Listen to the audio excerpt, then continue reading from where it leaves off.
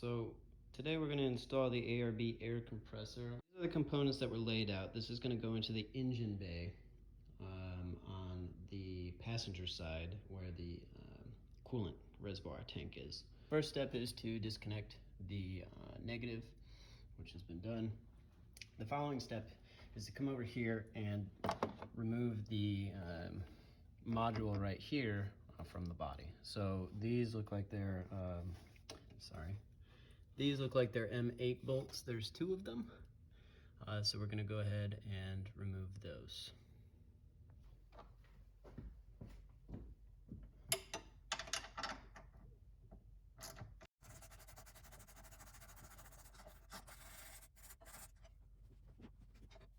And we do not want to drop this module, because if we drop it, it'll be an expensive repair. There's also a little alligator clip on here. You probably want to remove.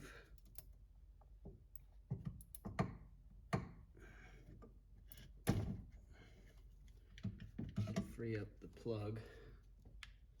So it looks like one of the wheel well things are stuck, or is holding it at the bottom. The instructions didn't say anything about that yet. Okay, next step, I don't know if it's completely necessary, but we take the wheel off to remove the inside portion of the fender liner. My mud flaps are gonna give me a little bit of issue with that. But apparently we just remove this section of it. Don't need to do the front. We just need to get access up in here to some support brackets. So I'm gonna go ahead and remove those now. All right, one thing to note when taking off the fender liners is there are two little 7mm nuts up top, or bolts. And there's also one right there. Not a bolt, just a little screw tab thing. Highly recommend replacing these with the push tab kinds, so you don't have to worry about stripping the little plastic screw heads. Okay, the next step is to put on the rear support bracket, which can be seen right here. I already added it. Down in here, there's right underneath the washer filler, there's a OEM stud that's painted, whatever color your car is, your Bronco is.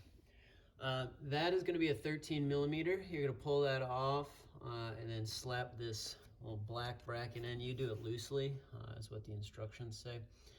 So you do that, and then from there, you take this support bracket.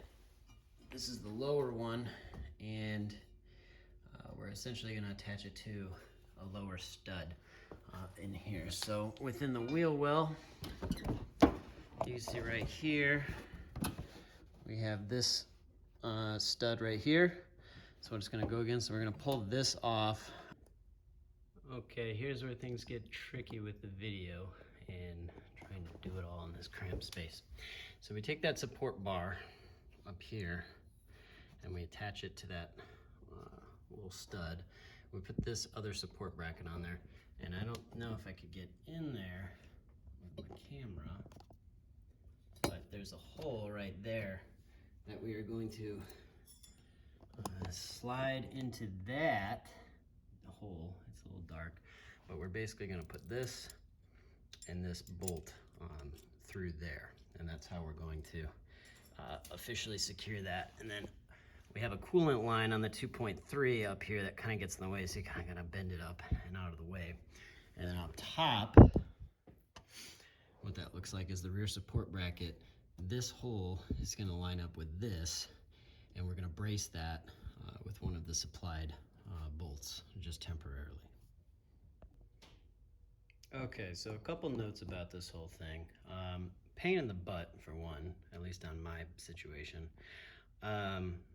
Basically, I routed this coolant line underneath the support bracket.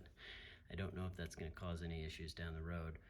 You take that nut stick, shove it in there. Part of my firewall covering was in the way, so I had to cut that out a little bit. So there's that. This is an M10 or a 10 millimeter, and then the other one behind it is going to be a 13 millimeter, I believe. Just kidding, 17 millimeter. So, and then once you get that, you're supposed to brace it with this. These don't like to line up very well. You got a lot of stuff in the way. So you have to kind of push and prod things. I don't know if that's going to be the case for everybody, but that was the case for me. So I kind of skipped a little bit, but basically we have this front support bracket that we put in here. And then there's this U-channel joint. It basically just looks like a C-clamp, and you just feed it into the back, and then it sticks there. It seems like it might fall into the fender well. It's very possible. It might. Be very careful. Loosely put the stuff in. There's two bolts there. You see the lower one there, and then this upper one. And it's kind of near the air box, and then kind of where that ground screw was for the original wiring harness. So stick it basically back there, try to finagle the front support in and keep it loose, and then the next step you're going to kind of measure the difference. I put the support plate in and then put the bolts in to make that a little bit easier, and I'll show that on video too. Okay, one thing to note when you're installing these, the front bracket, you might run into a wiring harness issue. I just disconnected it and from the little alligator tabs and pushed it kind of down and out of the way. Same with those washer fluid tubes. Just kind of get it all out of the way. It seems to be okay. Okay, once you get those pieces in, those brackets, you're going to secure them down. The instructions say measure out, I think it was 8.6 inches. And then you basically torque it all down. I found taking the compressor plate, sliding it in, and putting it here just makes sense. Make all the holes line up. There should be 5. So 1, 2, 3, and 4, 5. And then just kind of put bolts in there and then torque everything down. That seemed to work out a little bit better as far as lining things up. Okay, so the next step is going to be attaching the compressor and the DCLM module onto the base plate right over here. So basically, we take the base plate, the little notch cut out is supposed to go back towards the side where the filters go, and then the wiring harness and everything is on kind of the flat side. You'll see the little air fan in there, so that kind of gives you a point of reference. There are 8 holes here that all line up, and then we take the module, and it looked like from the photos that it kind of sits in here, and it should go through those same holes as well. Okay, once you get all your bolts in, it should look like this. You have a couple of ones. The instructions just say 3 bolts that come with the ARB compressor. So I just kind of picked the 3 that were closest to 16 millimeters. I believe is what it said it should be. So it's this, and then one up here. And then you secure this module just with those 3 right there. And then you're done with that. So I did a couple of different steps together here. The next one to do is secure your coolant line with this clip. I don't know if it's exactly necessary. It seems to be out of the way. They give you 2 clips, and the 2.3 liter, I didn't see a reason to secure this one. It didn't seem to fit. There's another hole kind of down in this section. You can see right there. Didn't really seem to reach, so I didn't see a need to secure it. Everything seems to be out of the way. The next step would be securing the, I believe this is an option, is this little air tank. I believe it's used for lockers and a few other things. So 2 bolts right there under this bracket that kind of L's up. And then the back gap is open over here, and you just secure it with a nut there, or a bolt there, and a bolt there. And then you're good to go. And I guess it rotates, so you can kind of point it wherever you need to. The next step before we put the compressor in on the plate is we're going to take out this washer filler neck, washer fluid filler neck. It's held on by 2 bolts there and there. And so we're going to remove that. That should give us a little bit of clearance to slide in the mounting plate with the compressor. These 2 bolts are going to be 10 millimeters.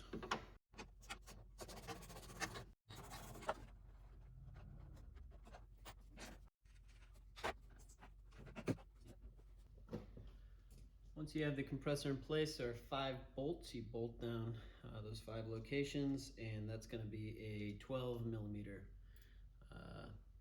socket. Okay, once you get it in, you're going to basically take the 5 remaining bolts that you have, and you're going to secure down the base plate. One thing I would like to kind of suggest, and if it makes sense for you, awesome, is install the air filters, because they're pretty tightly in place where it would be pretty difficult, I feel like, to get them on after the fact.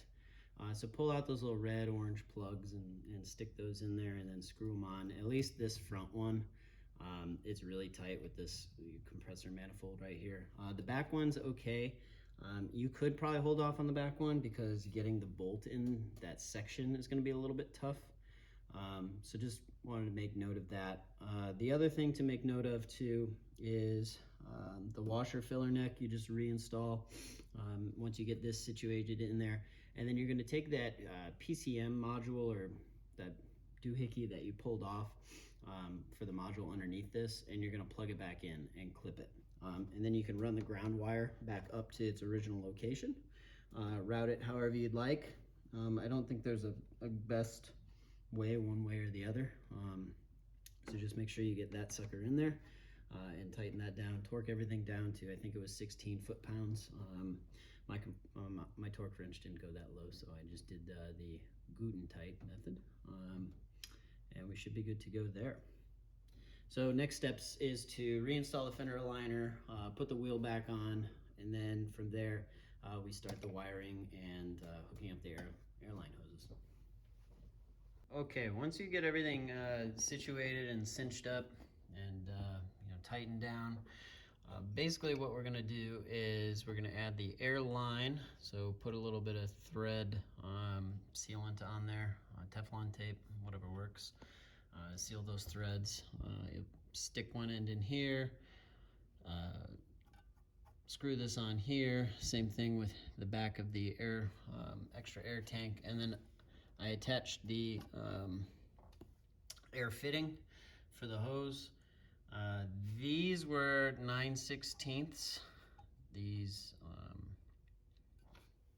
right here, 9/16. 9/16.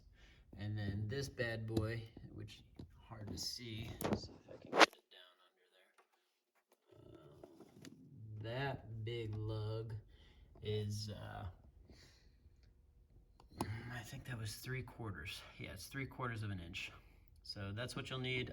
To tighten this down, it makes it nice and easy when you put the hose in here, because then this black cap pops up and reveals a little bit more of that nut to get on there. So that's a little bit of a tip to do that. All right, to wrap this video up, we need to install the wiring.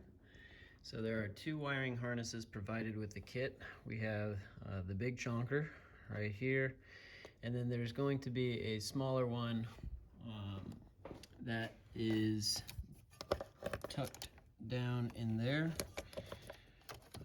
That basically is just tucked away because I haven't installed, but it's a purple and a black wire.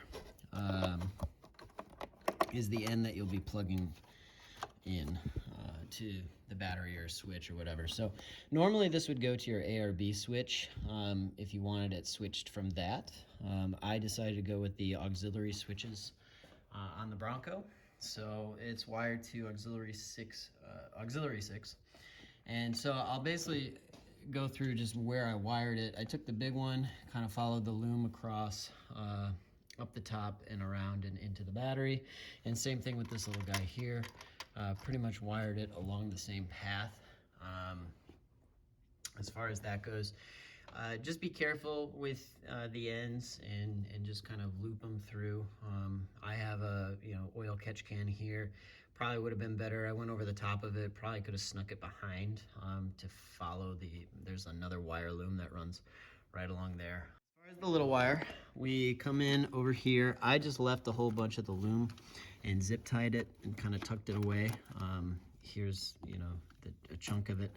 They had spade connectors already on here, and I just took the purple wire from it, which is going to be that signal wire, and I put another connector onto auxiliary 6 here, which is going to be yellow with an orange stripe. Kind of hard to see in this, but basically spade connected and just electrical taped it up, so keep good there. So that is for the signal wire, and then for the big wiring loom, I just kind of routed it down and in here, and then from there we have our 2 fuses, and that goes to this section here. And this is an M5 stud, so I just got a little wing nut to put that on there and secure it in place. I didn't want to get a whole washer and nut just for, it was like $8 or something at Lowe's. It was nuts. Prices are ridiculous. And so that's the power of those 2 main lines. And then off of this, you have 2 grounds or negatives. And so from here, I just put them onto this, the battery post right here. So my understanding is this box is essentially a voltage modulator, controller, measures stuff. And you basically want to wire everything to the outside of it, this side, because if you go directly here, it can't measure that. At least that's the theory I've heard. So I'm gonna stick with that. They had a post here already. So I just stuck a couple of ring terminals, actually for the little wire. Well, that's unfortunate. I'm gonna have to redo that one. So I believe this is an M6 stud, and if anybody's wondering, I believe all 3 of these are M6 studs as well. So you can wire appropriately, and that's the last step. And then you flip your auxiliary switch and have the Bronco running, and that bad boy kicks on. And I already tested it, and we inflated a little bit of the tire. I just did a quick test, and that's all.